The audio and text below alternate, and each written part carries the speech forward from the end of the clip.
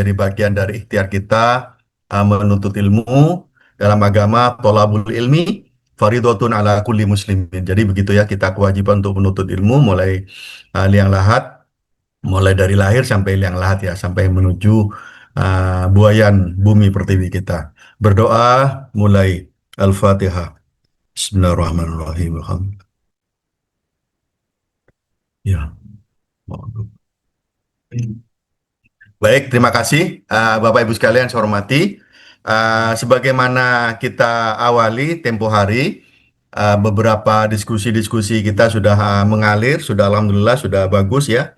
Dan ini kita pada gantian ya, sesinya gantian. Dan juga saya siapkan juga materi-materi. Tapi gantian saya ingin dari teman-teman juga mempresentasikan beberapa apa namanya presentasi yang telah dibuat yaitu kelompok 1 dan kelompok 2. Kalau kita tidak nutut nanti besok apa di minggu ke depan terakhir pertemuan bersama saya itu di minggu keempat terakhir untuk bisa sesuai dengan yang kita schedule bersama-sama. Nggih. Monggo kami persilakan co-host Pak Pandu, Mas Pandu sudah saya jadikan co-host, disilakan untuk bisa mempresentasikan pada kesempatan pagi ini.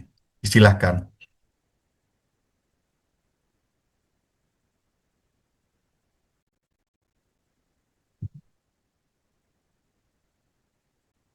Nggih, siap. Nggih.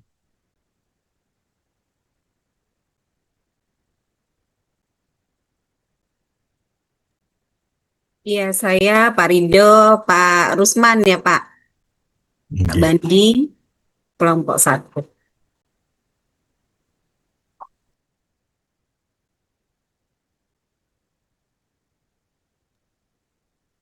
Sebentar Pak.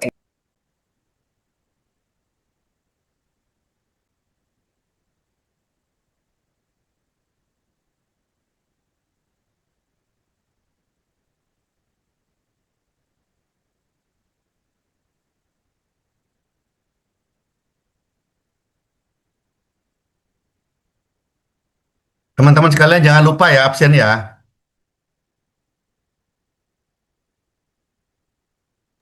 Sebentar Pak, saya buka dulu. Pak Rido, oh ya.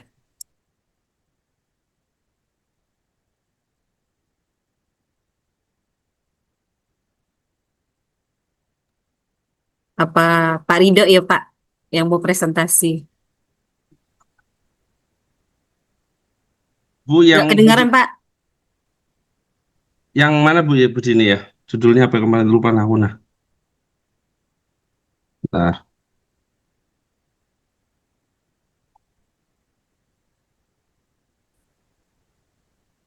iya, iya.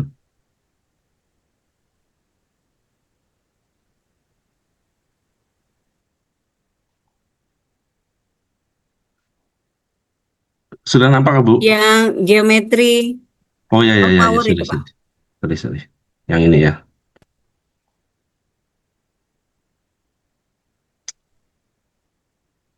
Oke, saya share. S- Saya share nih, Bu. Silakan Bu Dini.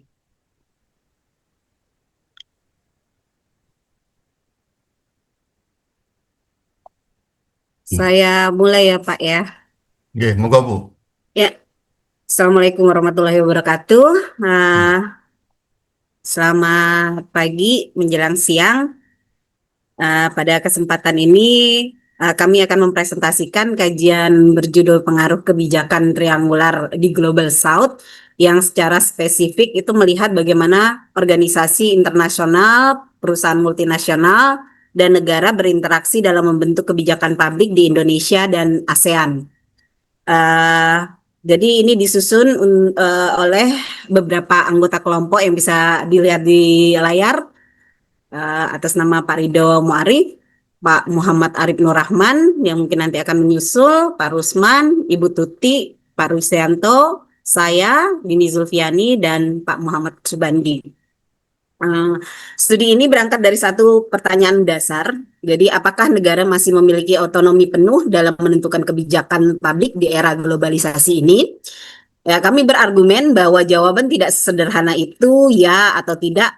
itu, melainkan terjadi proses rekonfigurasi kekuasaan dalam bentuk yang lebih kompleks. Ya, untuk ya mitos vs realitas. Jadi selama ini dalam perspektif klasik, kebijakan publik ini dipahami sebagai hasil keputusan negara yang bersifat otonom dan berada dalam batas teritorialnya.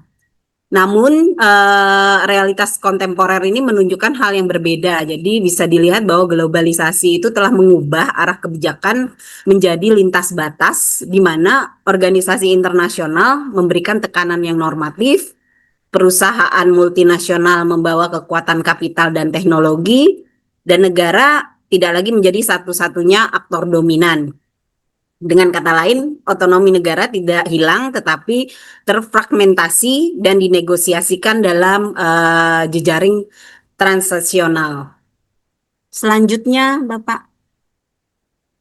Ya, jadi mengapa pendekatan saat ini dikatakan gagal memotret realitas? Itu karena pendekatan kebijakan yang saat ini menangkap realitas tersebut dalam 4 kelemahan. Yang pertama itu adalah pemisahan aktor, di mana organisasi internasional, negara, dan perusahaan dianalisis itu secara terpisah. Padahal keluar kebijakan dibentuk oleh interaksi mereka, gitu. Yang kedua itu adalah bias dari formulasi, yang terlalu fokus pada desain kebijakan, namun mengabaikan implementasinya. Yang ketiga itu adalah bias geografis. Global South itu hanya dijadikan objek empiris, bukan dari sumber teorinya, gitu. Bukan menjadi sumber teori. Dan yang keempat itu adalah celah mekanisme. Jadi tidak dijelaskan bagaimana pengaruh itu bekerja secara konkret. Klaim otonomi di sana dikatakan di dalam celah mekanisme ini menyusut sering diserukan, tetapi mekanisme spesifik bagaimana international organization dengan multinational cooperate itu menekan negara secara simultan itu belum terpetakan. Akibatnya kita kehilangan pemahaman tentang dinamika kekuasaan yang sebenarnya terjadi. Next please. Ya. Ya, jadi sebagai respon itu ada kita menawarkan pengaruh kebijakan triangular di sini. Nah, dalam model ini terdapat 3 aktor utama. Di sini organisasi internasional atau international organization di sini berperan sebagai pembuat policy script, yaitu norma, standar, dan kerangka kebijakan global. Bisa dilihat bahwa fokusnya itu produksi norma, transfer kebijakan conditionally, dan benchmarking. Membentuk apa yang dianggap rasional dan kredibel. Kemudian yang berikutnya itu adalah negara berfungsi sebagai penerjemah selektif. Yang tidak selalu patuh tapi juga melakukan adaptasi dan negosiasi. Jadi tidak sekedar pasif mengadopsi, menegosiasi, menunda atau menolak tekanan dari eksternal berdasarkan kapasitas politik dan institusionalnya. Kemudian ada perusahaan multinasional yang bertindak sebagai penyedia infrastruktur implementasi yang menentukan bagaimana kebijakan itu dijalankan di lapangan. Dengan demikian, kebijakan publik merupakan hasil interaksi dinamis antara ketiga aktor yang kami tuangkan di dalam presentasi. Selanjutnya apakah masih saya atau mau digantikan? Monggo di kelompoknya, silakan. Saya Lanjut lanjut. aja Bu, lanjut aja Bu. Baik. Baik.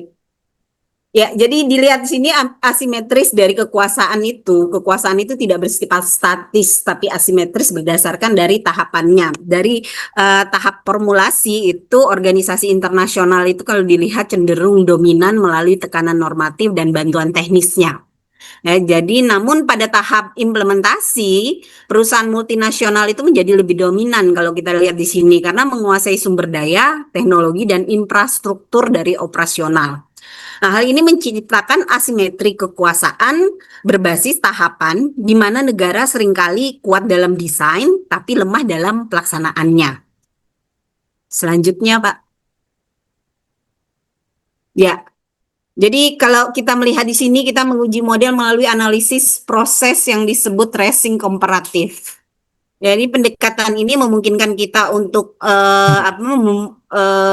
menelusuri, kalau kita lihat dari sini metodenya, itu siapa yang aktor dominan, pada tahap apa dominasi itu terjadi, bagaimana mekanisme berpengaruh, mekanisme pengaruh kerja, kemudian serta apa implikasinya, maaf, serta apa implikasinya terhadap otonomi negara. Jadi di sini ada 4 dimensi analisis.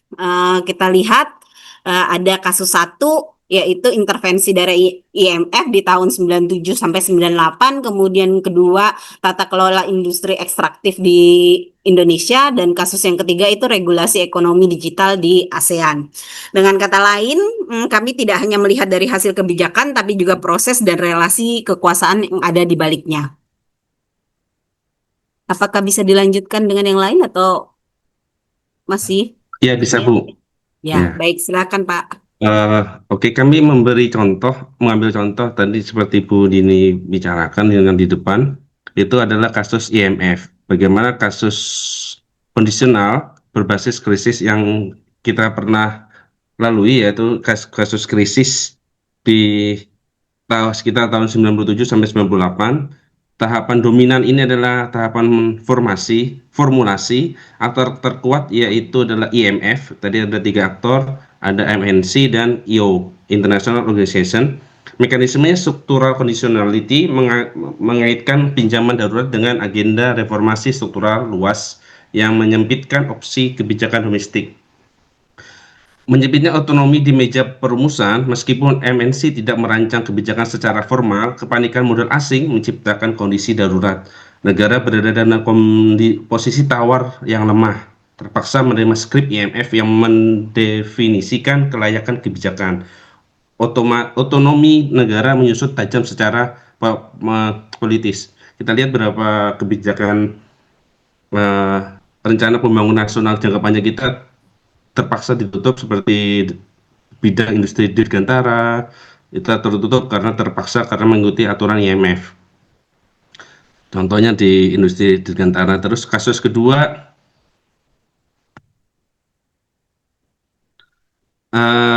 tawar-menawar regulasi berbasis investasi atau industri ekstraktif.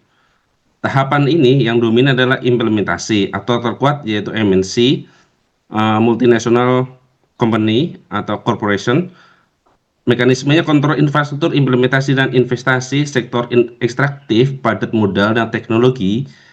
MNC tidak sekedar patuh pada aturan, namun membentuk cara aturan tersebut diterjemahkan di lapangan. Nasionalisme sumber daya sebagai arena negosiasi. Norma transparansi global berbenturan dengan struktur politik domestik. Namun, implementasi real kebijakan sangat ditentukan oleh daya tawar kapital perusahaan. Perusahaan negara dan norma global terpaksa terus-menerus berkompromi dengan kekuatan struktur MNC. Kita lihat berapa banyak kasus di Indonesia, investasi tambang ataupun mineral itu jangka panjang ya sampai 20 tahun, 30 tahun, bahkan 40 tahun. Udah dari periode Orba mungkin sudah bisa kita lihat lah. Terus kasus 3 kita lihat ekonomi digital di ASEAN. Ini tahapan terdistribusi atau hibrida. Aktor terkuat pembagi kerja, infrastruktur, platform, aktor regional, kontrol platform, privatisasi dan norma entrepreneurship. Perusahaan mengendalikan arus data, logistik dan visibilitas pasar digital. Keseimbangan baru di tengah fragmentasi. Tidak ada IO tunggal yang mendikte, regulasi berkembang fragmentasi di ASEAN. Menjadinya infrastruktur privat sangat menentukan realitas pasar. Di saat bersamaan negara-negara regional maju sebagai pembentuk norma untuk arus global. Jadi kita punya aturan sendiri di ASEAN itu ya, baik dari ekonomi digital ataupun ASEAN berbasis platform. Misalnya contoh untuk kris bisa dipakai di beberapa negara ASEAN atau sampai ke Cina, bahkan ke Korea juga bisa. Itu salah satu contoh kasus hibrida regulasi berbasis platform. Ini sintesis dari 3 aktor ini, pemetaan pengaruh lintas sektoral. Pertama kita lihat ada modus tata kelola, kasus IMF, kondisional berbasis krisis. Yang kedua itu kasus kedua tawar-menawar investasi. Yang ketiga yaitu ekonomi digital itu hibridas platform digital. Tahapan formula atau tahapan dominan itu ketika di IMF adalah tahapan dominannya adalah formulasi, penentuan skrip atau terus yang kedua kasus kedua implementasi dan yang kasus ketiga terdistribusi atau hibrida. Aktor dominan kalau IMF adalah IO International Organization. Yang kedua itu ketika kasus kedua adalah tokoh dominan adalah MNC. Di kasus ketiga MNC dan aktor regional. Nah, bentuk kekuasaannya seperti apa? Kalau di IMF politis dan normatif, yang di ekstraktif itu struktural dan kapital, infrastruktur dan teknologi di kasus ketiga. Bagaimana status otonomi negara di kasus IMF itu menyempit tajam di meja perumusan. Jadi jarang ada eh, aktor negara itu kurang dominan ketika membuat perumusan. Di kasus kedua itu berkompromi konstan di lapangan. Jadi ya yang ketiga mengendalikan infrastruktur korporasi privat.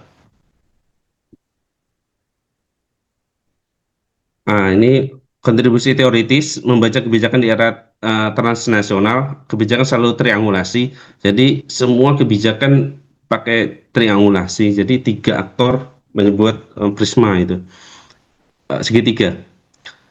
Kebijakan publik tidak pernah lahir dari aktor tunggal. Ini adalah produksi relasi asimetris antara institusi negara, institusi global, dan kekuatan korporat atau MNC. Pengaruh terdiferensiasi tahapan analisis harus memisahkan formula produksi skrip kebijakan dari IO dan implementasi penguasaan infrastruktur eksekusi oleh MNC untuk melihat gambaran utuh kekuasaan. Teori dari Global South atau negara berkembang itu Indonesia Nation bukan sekedar objek empiris yang pasif, melainkan laboratorium konseptual vital untuk membangun teori mengenai rekonfigurasi kekuasaan global. Uh, Negara tidak kehilangan kekuasaannya, ia hanya harus membagi kekuasaannya yang menulis aturan dan kekuatan yang memiliki jalan. Dalam mengkaji kebijakan publik masa depan, pertanyaan bukan lagi apa yang diputuskan oleh negara, melainkan dalam arsitektur triangulasi mana negara yang sedang bernegosiasi. Terima kasih. Mungkin ini Pak dari presentasi kelompok kami. Baik, terima kasih kelompok satu yang telah mempresentasikan ini sambil saya nulis ya, meringkas hasil diskusi apa presentasi dari panjenengan. Mudah-mudahan ringkasan-ringkasan saya tulis ini juga memperkuat ya argumen-argumen atau pendapat-pendapat panjenengan semua. Dari teman-teman yang lain barangkali ada tambahan sebelum kita lemparkan ke diskusi. Dari kelompok satu mungkin ada tambahan-tambahan yang lain. Bagaimana peran pemerintah dalam hal kasus IMF, bagaimana pemerintah menghadapi kebijakan skrip ini, terus kemudian juga bagaimana perubahan-perubahan kebijakan publik pada era-era sebelum krisis moneter dan setelah krisis moneter dan juga dengan adanya reformasi. Mungkin ada tambahan atau yang lain-lain, silakan dipersilakan.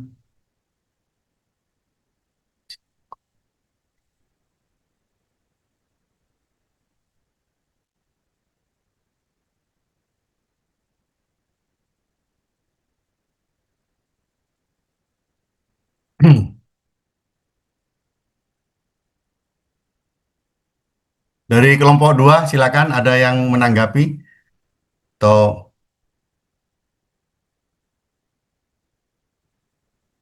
dari kelompok dua ada?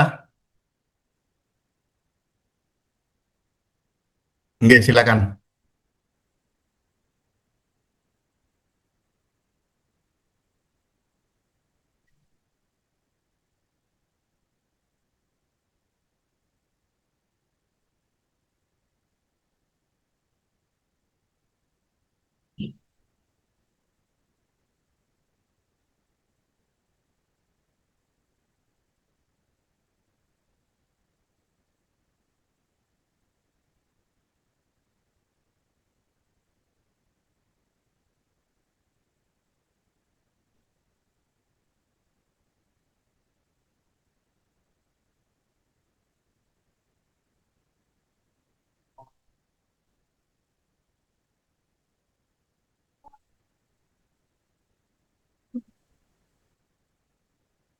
Oke, oke, baik. Ya mungkin dampak ekonomi, sosial, budaya, politik, apakah apa yang akan terjadi apabila IMF ikut membantu Indonesia lagi? Mungkin itu ya yang apa yang ditanyakan oleh kelompok lainnya. Silakan bisa ditanggapi. Izin Pak Pandu, dampaknya jika menolak atau jika menerima?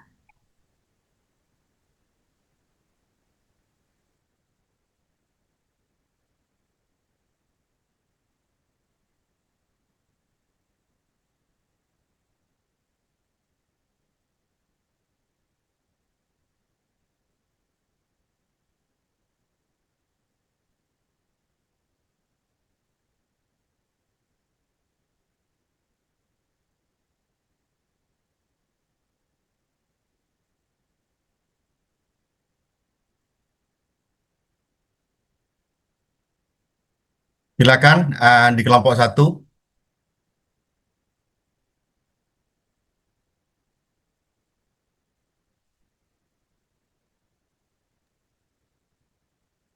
Mungkin saya tanggapi langsung. Oke, silakan. Mewakili kelompok satu, perkenalkan saya Muhammad Subandi. Baik, pendapat saya dari pertanyaan Pak Pandu tadi, bagaimana dampak ke depan Indonesia ini terhadap sikap penolakan dari Menteri Keuangan. Menurut saya, penolakan itu dalam jangka pendek cenderung positif ya untuk Indonesia, asalkan itu benar-benar ditopang oleh apa, dasar yang masih kuat ya. Jadi pernyataan Menteri Keuangan itu Purbaya Yudi Sadewa bahwa Indonesia belum membutuhkan pinjaman IMF itu muncul dengan alasan kondisi fiskal Indonesia itu masih relatif kuat. Di tengah adanya tawaran bantuan IMF sekitar 20 sampai 30 US dollar miliar untuk negara yang membutuhkan dukungan itu akibat ketidakpastian global. Namun dampak positifnya ada tiga ya. Mungkin yang pertama mengirim sinyal ke pasar bahwa pemerintah Indonesia menilai likuiditas dan pembiayaan negara masih aman, sehingga Indonesia tidak berada dalam posisi darurat. Jadi yang kedua, penolakan oleh menteri ini juga menjaga ruang kebijakan nasional, karena secara umum pendanaan IMF biasanya relevan untuk negara yang menghadapi tekanan neraca pembayaran atau krisis, dan dalam pengalaman banyak negara, bantuan seperti itu juga sering diikuti pengawasan lebih ketat ya, serta ekspektasi penyesuaian kebijakan di Indonesia.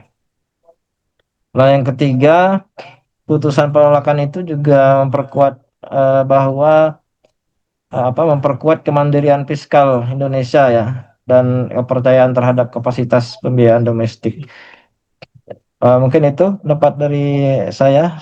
Silahkan kawan-kawan lain Oke, menambahkan. silakan. Terima kasih. Oke, terima kasih Pak Subandi. Oke. Apakah ada pendapat lain? Disilakan. Saya Oke, mungkin Pak masuk Pak. oke, silakan Pak Rusman. Eh Kalau saya melihat dari aspek, karena memang sekarang ini kan hutang Indonesia itu sudah mencapai 9,658 triliun per April tahun 2026. Ya, kalau kita melihat dari angka ini kan sangat luar biasa itu. Ketika IMF datang menawarkan sebuah pinjaman kan, ya ketika diterima kan akan menambahi beban negara lagi gitu. Nah, tentu memang ini yang menjadi mungkin pemikiran dari Menteri Keuangan bahwa kalau kita terus menambahi hutang gitu ya, kapan lunasnya hutang kita gitu. Maka tidak salah mungkin ketika proses atau program-program aktivitas kegiatan yang dilakukan oleh pemerintah tentang efisiensi ini, baik dari pusat sampai dengan daerah. Ya, tidak salah memang, hanya saja yang perlu diperhatikan adalah tentang bagaimana kita bijak dalam menggunakan anggaran-anggaran yang ada, khususnya prioritas-prioritas tentang pembangunan kan gitu ya. Terus kalau kemudian kita misalnya minjam atau kita menerima tawaran dari IMF, ya kita memang nggak tahu gitu loh perkembangan global. Misalnya hari ini Ya, eh, terjadinya perang antara Iran gitu ya dengan ya, Israel. Eh, baik. Terus juga eh, dunia ketiga gitu ya. Di Ya, situ juga baik. ada beberapa negara yang Memang. ikut campur di dalamnya.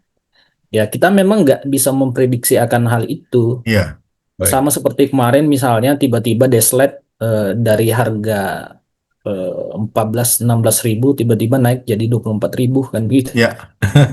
Ya, Ya, ini kan betul. sangat luar biasa gitu. Tapi Ya, memang saya melihat pemerintah ini juga cukup pintar bahwa yang dinaikkan itu adalah peruntukan untuk kelas menengah ke atas kan begitu ya, ya, bukan kelas baik. menengah ke bawah kan. Ya, Kalau dia berada di kelas menengah ke bawah, saya yakin demonstrasi itu sudah pasti banyak ya. gitu. Jadi gitu Pak. Oke, baik, terima kasih. Banyak ya pertimbangan pemerintah itu tidak hanya parsial, tetapi ini multi ya, multi beberapa dimensi yang memang menjadi pertimbangan pemerintah dalam hal ini, baik itu apa namanya hubungan diplomasi, hubungan politik, geologi politik, dan semuanya ya menjadi pertimbangan-pertimbangan untuk diterima dan tidak diterima. Kita yakin kepada pemerintah, pemerintah memberikan terbaik kepada uh, rakyat Indonesia. Resume ya, kita resume perkuliahan siang ini. Saya nggak tahu ini kenapa kok remaining meetingnya itu tinggal 4 menit ini. Saya kemarin settingnya saya sih 1 jam sih, kok masih yang muncul 40 menit begitu ya. Jadi saya masih mau belajar lagi nih cara menjetting bisa lebih dari 1 jam gitu ya. Ini sebentar ada saya apa namanya saya share screen dulu tentang catatan perkuliahan ini. Bisa dilihat nggih, Bapak Ibu sekalian nggih? Bisa Pak. Bisa ya. Baik. Catatan perkuliahan siang ini ada beberapa yang menjadi penekanan-penekanan kita bersama-sama. Nanti seandainya nih kuliahnya sampai selesai belum apa kita apa Zoom baru atau bagaimana nanti saya pikirkan lagi. Perubahan kebijakan publik, memang arah kebijakan itu sangat berubah ya. Apalagi era reformasi, setelah reformasi dengan adanya beberapa kejadian-kejadian internasional ya, apalagi saat ini, memang kebijakan publik itu sangat-sangat dinamis begitu ya. Sehingga aktor negara tidak lagi dominan ya. Jadi di situ memang betul. Jadi negara tidak lagi menjadi aktor yang dominan dalam hal mengambil kebijakan publik. Karena perubahan-perubahan pola kapitalis, kemudian ada neoliberalism dan macam-macam ya di dunia transnasional itu, sehingga kebijakan publik bukan lagi menjadi bagian penting dari pemerintah. Tetapi kalau di Indonesia, pemerintah sangat-sangat dominan dan ini memerlukan peran pemerintah dalam hal pengembangan kebijakan-kebijakan publik yang ada di Indonesia. Kemudian berikutnya tentang perubahan kebijakan publik sendiri itu privatisasi secara keseluruhan pada pola-pola pelayanan publik tertentu ya. Jadi ada kala-kala di beberapa negara yang memang pelayanan publik itu memerlukan kebijakan publik yang memang seluruhnya dipegang oleh privat atau swasta begitu ya. Jadi seperti itu. Baik, berikutnya adalah paradigma baru dalam hal kebijakan publik ini. Pemerintah tidak lagi dominan ya dalam hal pengaturan-pengaturan. Jadi pelibatan lebih luas pada pihak swasta ya, pihak perusahaan-perusahaan, pihak yang bergerak dalam hal penyediaan layanan pelayanan publik. Ini sangat sangat apa namanya sangat menentukan sekali di masa yang akan datang, terutama di negara-negara Eropa, negara-negara yang maju itu sudah pihak swasta yang lebih bergerak begitu ya, karena dianggap swasta lebih fleksibel, lebih dinamis, lebih lentur ya, lebih sederhana dalam pengorganisasiannya. Ini itu alasan-alasan pemerintah memberikan pelibatan yang luas kepada swasta. Kemudian berikutnya adalah pemerintah menentukan strategi global ya. Pemerintah hanya menentukan strategi apa yang diambil dalam kebijakan-kebijakan publik secara global. Contohnya tentang imigrasi lah, imigrasi. Jadi kebijakan publik imigrasi ini mungkin saja dari pemerintah yang karena memang bersifat keamanan, bersifat faktor apa namanya pertahanan masih diambil alih oleh pemerintah sendiri ya. Jadi banyak negara-negara maju sekalipun itu tentang keimigrasian itu masih dipegang oleh pemerintah langsung. Tetapi yang bersifat KTP, yang bersifat kartu domisili, yang bersifat mencari kerja dan sebagainya itu adalah pihak privat ya, pihak swasta ya yang masih menentukan dalam hal kebijakan publik di negara-negara. Bisa didengar ya suara saya nggih? Bisa, Pak. Oke, baik. Kita lanjutkan. Paradigma baru ini tentunya pemerintah tidak lagi dominan ya. Jadi banyak pelibatan-pelibatan yang lebih luas pada pihak swasta atau privat untuk pengembangan-pengembangan kebijakan publik yang ada di suatu negara begitu ya. Jadi ini semua merupakan paradigma-paradigma yang terus berkembang ya. Kita tidak tahu 10 atau 20 tahun yang akan datang apakah batas negara, kemudian batas pemerintahan, batas wilayah atau batas suatu kekuasaan itu masih ada seperti saat ini ya. Kita tidak tahu karena dengan adanya perkembangan-perkembangan ini sangat memungkinkan suatu negara itu sudah tidak ada lagi batas negara ya. Bahkan mungkin satu mata uang mungkin perkiraan-perkiraan saya seperti itu ya. Jadi ya mungkin lah ya, jadi seperti itu untuk melihat begitu kuatnya perubahan-perubahan pada paradigma baru tentang kebijakan publik di seluruh dunia. Kemudian tentunya pemerintah menentukan strategi yang global ya. Jadi pemerintah sangat berperan sekali menentukan kebijakan-kebijakan strategi global apa yang menjadi acuan atau panduan-panduan suatu negara ya dengan mempertimbangkan beberapa sisi terutama kalau negara-negara maju mungkin keamanan ya, kemudian ketahanan suatu negara, kemudian keamanan pangan ya, keselamatan ekonomi begitu ya, jadi ketahanan pangan dan sebagainya ini menjadi perhatian-perhatian dan isu sensitif ya di masa-masa yang akan datang. Kemudian kebijakan skrip pemerintah tersebut ya menjadi program dalam pengembangan pelayanan publik atau kebijakan publik yang diperlukan ya. Jadi pemerintah hanya memberikan kebijakan skrip saja ya tentang pengembangan-pengembangan, kemudian tentang produk-produk. Kemudian ada fungsi-fungsi otomatisasi ya. Jadi suatu produk umpamanya ya penerbitan chip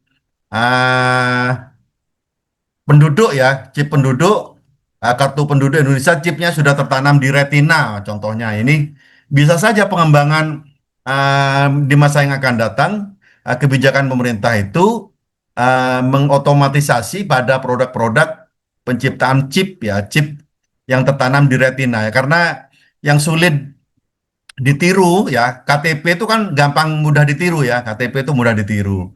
Kemudian fungsi-fungsi tubuh yang lain bisa ditiru ya, seperti jari tangan sidik jari. Karena yang susah ditiru itu adalah retina ya, retina sama saya. Mungkin konteks pemrograman untuk pelayanan publik dengan kebijakan publik dari pemerintah sendiri itu pada program-program yang memang diotomatisasi yang diberikan keleluasan oleh pemerintah untuk bisa dikembangkan.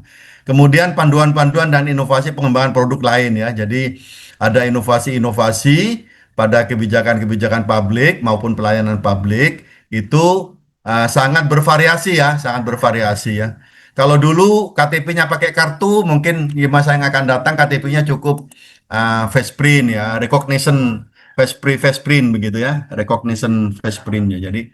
Jadi ini semua adalah produk-produk inovasi dalam pengembangan produk-produk layanan dari kebijakan publik yang menghasilkan pelayanan publik di suatu negara tertentu. Ini sangat dinamis sekali begitu ya.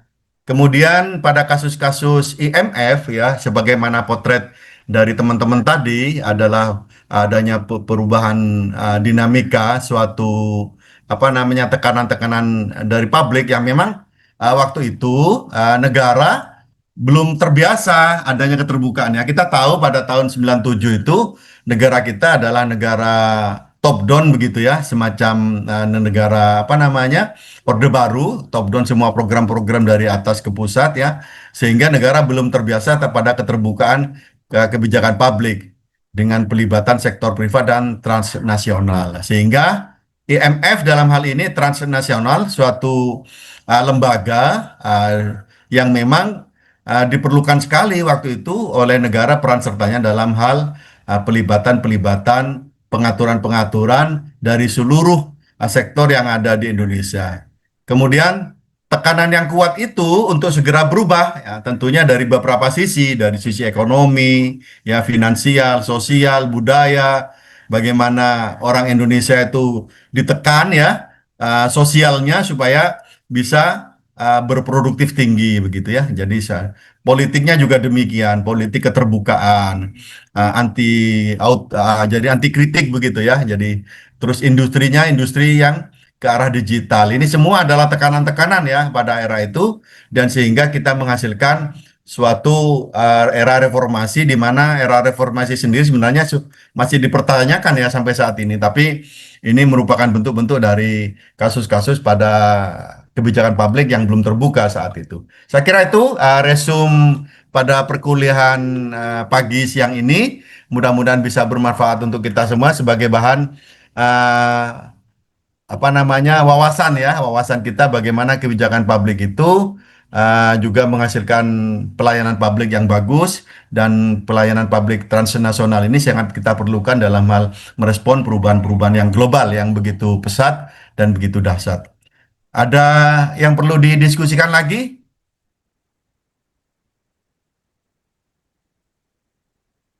Saya kira cukup, Bapak Ibu.